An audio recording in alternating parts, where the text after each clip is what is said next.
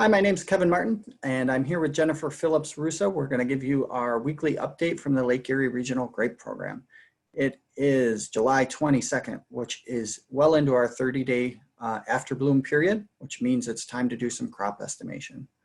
40 days for us will be this Friday, but know your bloom date. So Jennifer is going to explain how all that works and how you can go out and take a crop estimation sample relatively easily, and then a better understanding of what your crop is this year. Hi, yeah, thanks, Kevin. Sure.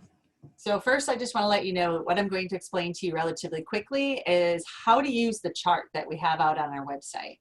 I'm going to share my screen with you. Can you see that? I can. Perfect. If I click on this tab here, this is actually our website, LERGP.com, easy for me to say. And there is a crop estimation tab on there. Here is the table. This table was devised from Dr. Terry Bates' research that he has done, and he has basically kind of spelled this all out for you, but I want to just, if you're not familiar with it, it can kind of be a little eyesore and you might get lost on there. This grayed in bar here is actually the time of season. So like Kevin was just saying, we're past 30 days. Here's a 30 DAB, days after bloom. And we're coming up on 40 days after bloom. And here's the 40 days after bloom. Not to be confused with the numbers that we have located here, okay? I just want you to make sure that this is the time of season, that you're looking at the right numbers here. If you look at the box below, he has already figured out the row spacing for you. So if you have 9-foot row spacing, 1/100th of an acre is 48.4 feet. That calculation is done here. So I just want you to know that if you're nervous about doing that, the information is already done for you. So let's walk through what that means. This information that I just clicked on is using the crop estimation chart, which is also out on our website, but I needed to pull it up separately so I can go over it with you. I'm going to go over this example. Let's say you have 9 feet between your rows, and I told you that the table provided for you that that's 48.4 feet is 100th of an acre. So now you need to know your vine spacing, how much between each vine. So if you have 48.4 feet and you're spaced 8 feet apart, I'm having a really hard time talking today, and I apologize for that. You take that 1/100th of an acre and divide it by how many vines would be in that particular amount of acreage or footage, and you get 6.05 vines. Now that doesn't mean that I want you to go out and clean pick 6.05 vines. You can definitely round that down to 6. So what does that mean? You have to clean pick 6 vines. If you have used our loaner sensor program and we've given you spatial variation maps, you can definitely use that to dictate where you go to pick 2 vines. I would pick 2 vines from a high region, 2 vines from a moderate region, and 2 vines from a low region. So you can capture all the variation in your acreage when doing your crop estimation. So you're going to go out, you're going to choose 2 vines from your high, medium, and low, and you're going to clean pick it and weigh that fruit. Now all you have to do is look at your table. This is where knowing your bloom date, we know ours at Clairol. And yes, you may be similar, but it's really important that you know your bloom date for your vineyards. When you come over here, back to our crop estimation, let me just read through this one that comes. So you're going to weigh each sample taken, because I think I give you, you're going to sum all of the weights. Let's suppose that your fruit weighed 100 pounds.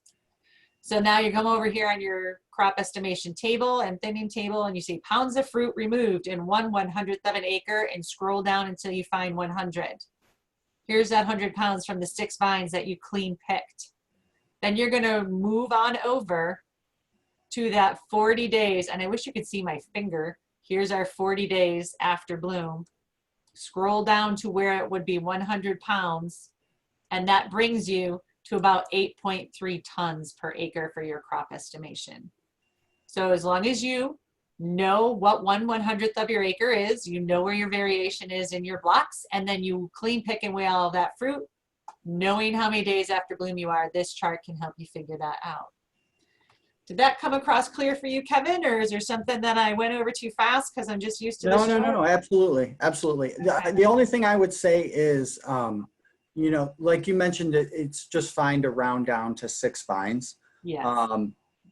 What I would like to encourage growers to is to not round before they finalize their calculation, whether that means, you know, they're, and this pertains, I think, to 2 things. Don't round on your row spacing, and don't round on the space between your vines, your vine spacing either. And make sure you have a good understanding of what that row spacing is, exactly where you're estimating.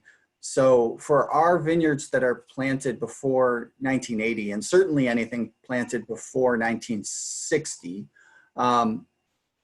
especially before 1960, that's not only where you see the standard row width decline to maybe 8.5 or 8 feet, but you also see highly variable row widths within a vineyard block. You might even see variable spacing of your vines within that block too. So I do like the rope method for that reason.